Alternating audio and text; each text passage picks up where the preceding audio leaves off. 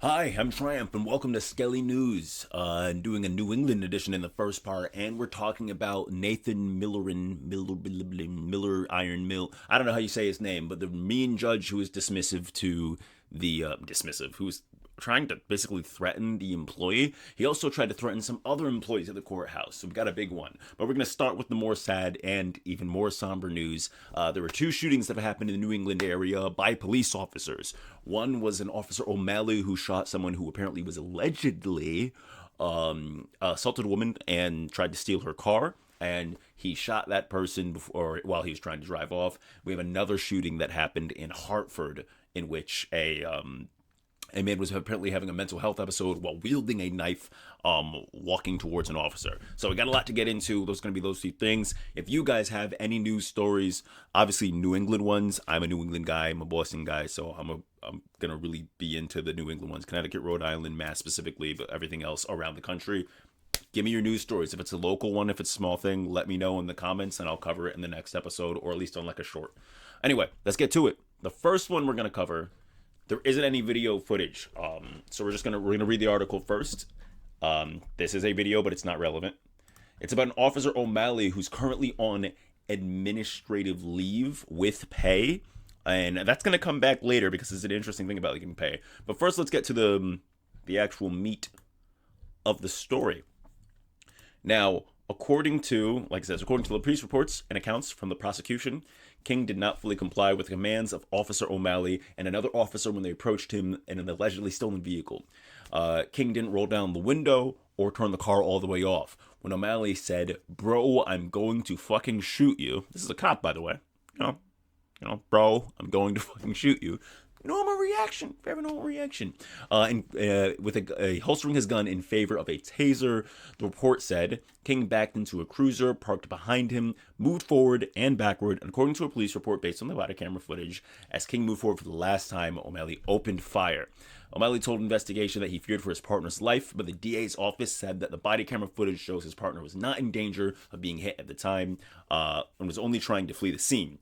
Despite urging several officers, including the city councilors, neither the department nor the DA's office wanted to release the footage, which I do find interesting. So I will reserve some judgments until there's body camera footage, because that would pretty much explain, did you just shoot a guy trying to flee, or did you shoot a guy that was trying to run into your buddy? Big problem is, even if he was trying to run your officer buddy over, if you shoot the driver, he can't press the brake right, so your buddy would still have gotten ran over. Interesting. Now, another interesting thing about this is he's currently on paid leave. But if the grand jury hands down an indictment, which would move this to the Superior Court, Massachusetts, he would be on unpaid leave. One thing to say is he's already made $218,000 last year. Despite the fact that he's still getting paid, made $200,000 last year, someone has raised for him $504,000. 27 recent donations. This is just happening. The Brookline Police Union gave him $500. This happened, I think, just today because I looked at this yesterday. $5,000 from Reagan Associates. Must be Ronald Reagan, honestly. So they've raised $500,000. Again, if it was the case that he was already not being paid, that'd be one thing. He's still receiving paychecks, just not going to work. His family's already financially taken care of right now. But if a grand jury decides to indict, which would mean that there is good reason to suspect that he was unjustified in said killing of the man trying to steal the car, that he probably is less deserving of so. Now, is the family deserving of pay? That's a different story. The kids aren't responsible for their dad's potentially poor decision making. But that's most of what we have now. We still have to wait until we have body cam footage come out or the indictment. On to the next story, though. The next story takes place in Connecticut. I am actually born in Connecticut. I do call myself a Boston guy because I've lived in the general Boston area and also in Providence and Connecticut. I've lived in the New England. But this story is a little interesting. This one does have a video. We're going to let this one play, and I'll comment as we go out through it. Sorry, no audio. Thanks for joining us for the news at 6. I'm Keisha Grant. And I'm Mike Heidick. The mayor says the actions of that officer did not meet the standards for Oh, sorry. Let me just real quickly. Right, like you talked about, this is the one where the officer who shot a man who was having the mental episode of some sort with a knife. Anyway. Yeah, so Mike and Keisha, the mayor says he fired the officer during his probationary period because he fell short of professional standards. But the police union fired back, calling the mayor a coward and warned there could be some dark times coming for the city. Really weird thing to say, right? Is that like not a weird way for the police department to respond, to say like dark times are coming for the city? A police officer potentially, of course they have to do an investigation, killed a man unjustifiably that was having a mental breakdown.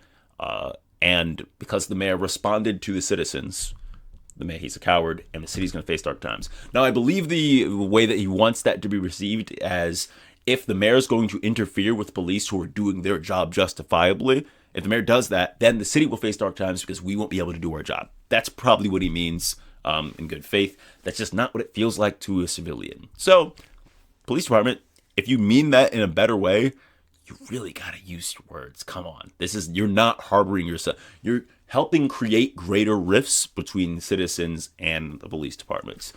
I'd hope that, slightly unrelated, in the future, my business, Skelly Cafe, Skelly Food Truck, we'd like to find a way to collaborate with good police and good firefighters and good post office and good everybody who does some sort of state job so that there isn't such crazy rifts so we don't have to feel like it's police versus us.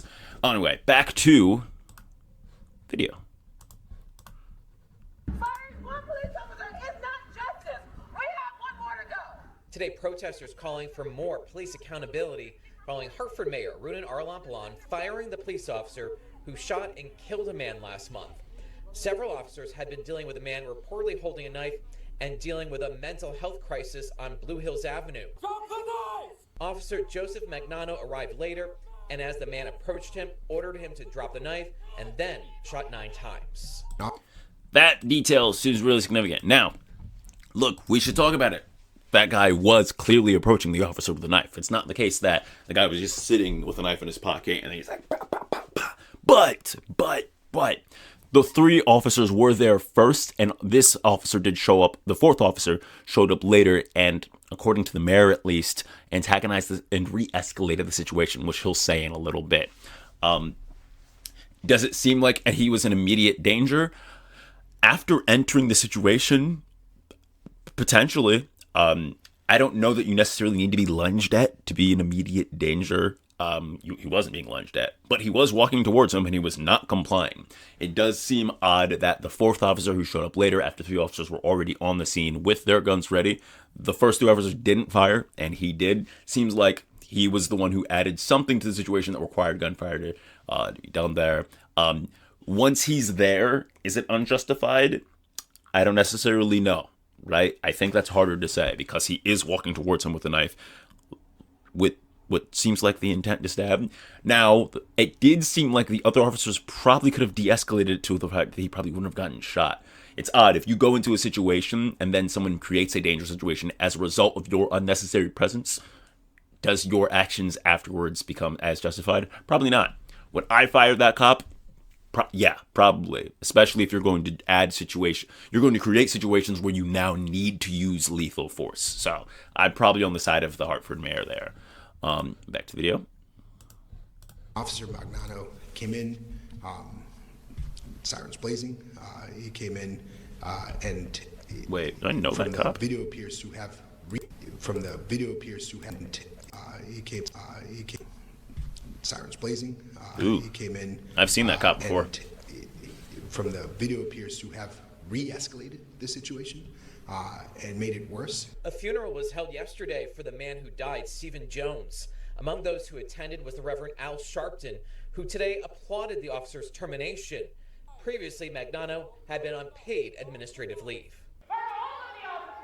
On Monday, protesters interrupted the mayor's State of the City address to call for the firing of Officer Magnano and a second officer who shot and killed another man last month.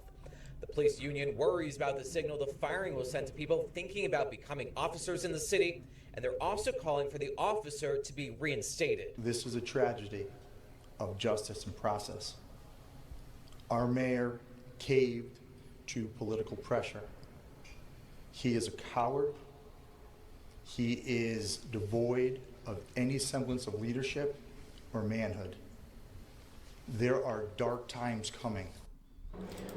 Does really feel like that wasn't the communication style that you'd hope from someone who should be a political leader, include like when you're a police officer, you're also a political leader. So your goal is to help quell the unrest in the city, right? When there are crimes happening, you'd like them to believe in you and have faith in you. And for the last time an altercation happened and your officer did something that the city disagrees with, there's probably a better way than calling the mayor who did something that the citizens who at least were most vocal about it wanted.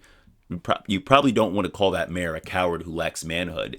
It also does an interesting, unique thing of associating the idea of manhood and masculinity with unnecessary and violent use of force, right? Which the police officers seem to be in favor of. You got a bunch of big burly white dudes that are promoting this idea of manhood when someone got shot, instead of, hey, maybe we should investigate into it. We can try and elaborate as to why this officer did actually do the right thing. He was following peace procedure. If he didn't do that, he or someone else's life may have been lost. They did call for back. Again, there's an explanation that I would be willing to listen to. In fact, if you or someone or a police officer are watching this video and you think that you have some understanding of what happened in either of these two cases, I'd be willing to have a video. I would post it here. We could talk about it on stream or something. Next story. This is about that the judge in Texas who flipped out on the IT guy for fucking no reason. And you're disjoined from the audio here, right? Yeah, it should be. Let me see. Sorry. Mariah, did I make this up? No. 5 seconds. 1 second. You don't have to go far. You're disjoined. Okay. Yeah, you're good. Okay. False alarm. No, it wasn't a false alarm. False negative. Sorry. Don't joke around. I'm serious about this. It was happening. Again. I understand. I'm just saying I can't see it, sir. We're good. Thank you. Get out of my courtroom.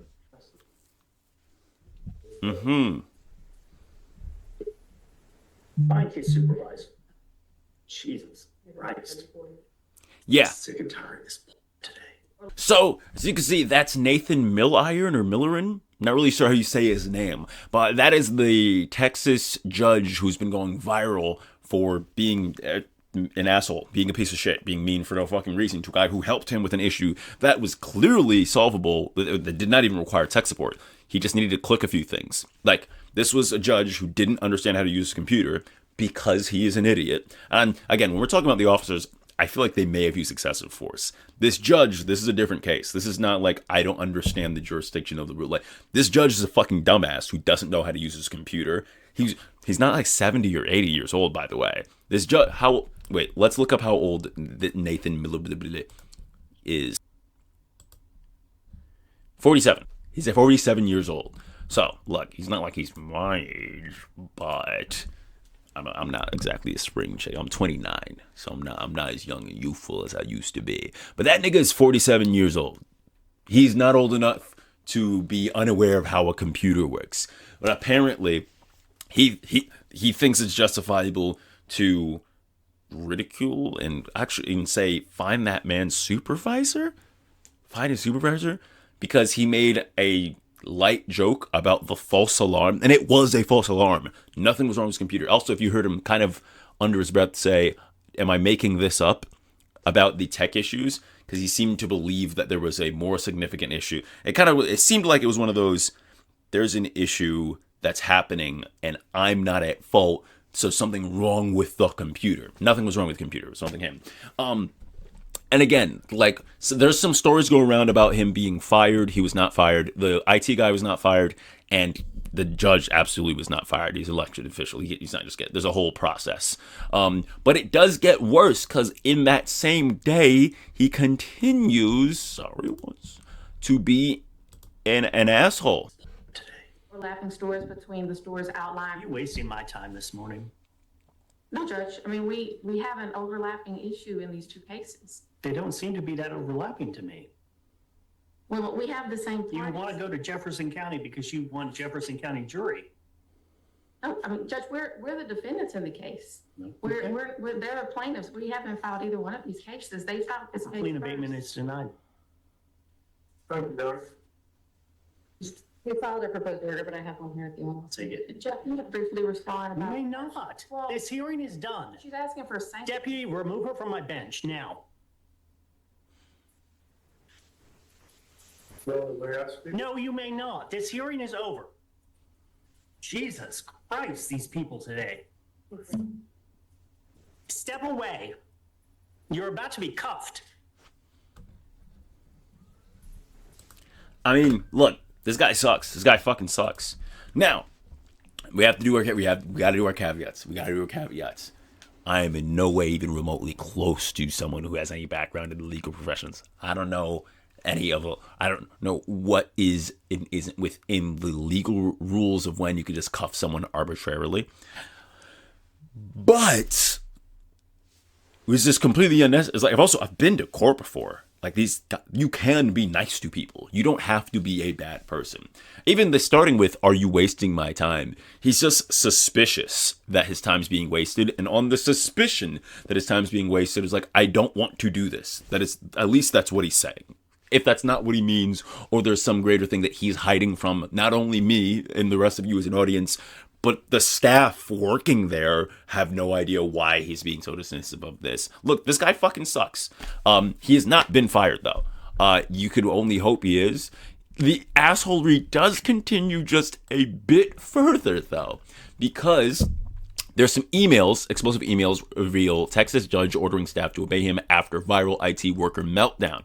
Okay, the Texas judge who went viral for belittling an IT worker, threatening to cuff a defense attorney, and issuing summons to another attorney after the attorney demanded an apology for the IT worker, also demanded respect as a duly elected official in a newly revealed string of explosive emails. So he's now going back and forth emailing people.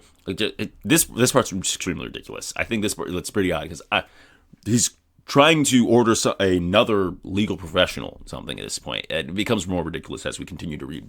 Harris County Civil Court Judge Nathan Millerin vented his frustrations with other employees at the courthouse in the last two heated exchanges with the district clerk, Marilyn Burgess. I believe that was the woman we just saw, who he just dismissed instantly. In one of the emails, he ordered a subordinate to do their job, and in another, he expressed outrage at the ineptitude of another staff in the building per click to Houston. My court will no longer be stagnant because of the DCO's ineptitude, he wrote in one email back in May 2025. In another, he added, this is no longer an ask. Get me a clerk that responds to me and does the job. The judge demanded that he receive the same respect as any other judge in the courthouse, as he emphasized to Burgess, as he's a duly elected judge. I am not presently getting it fixed this by Monday, he ordered. Interesting. In yet another email chain in August 2025, Merlin called out the district clerk's office. I mean, right there, I feel like he was having another tech issue because he doesn't understand how to use his email. That's my assumption. Real quick. Like, he hasn't really earned the benefit of the doubt. Identified it only as Lisa and labeled her bluntly as his subordinate. Rude way to talk about people. Lisa, you got an email today, right? Own it. I'm the district judge and you're absolutely a subordinate. You have someone that wants to be in the 215th. You can't stomach it, right? I will, he wrote. Later, he added that Burgess doesn't need to like it, as he insisted that Lisa do her job. Jesus.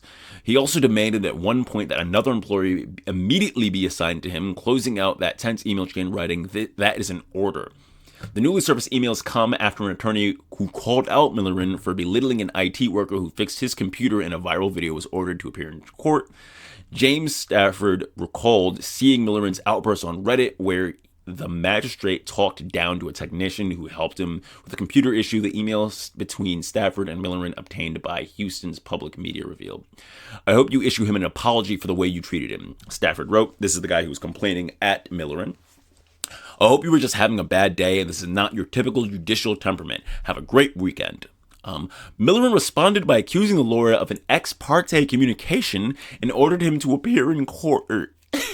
Ex parte communication is when one party in a legal proceeding contacts the judge without the other party's knowledge. Okay, this is what Millerin says. You probably shouldn't be communicating with a judge ex parte on his judicial email address, Millerin wrote.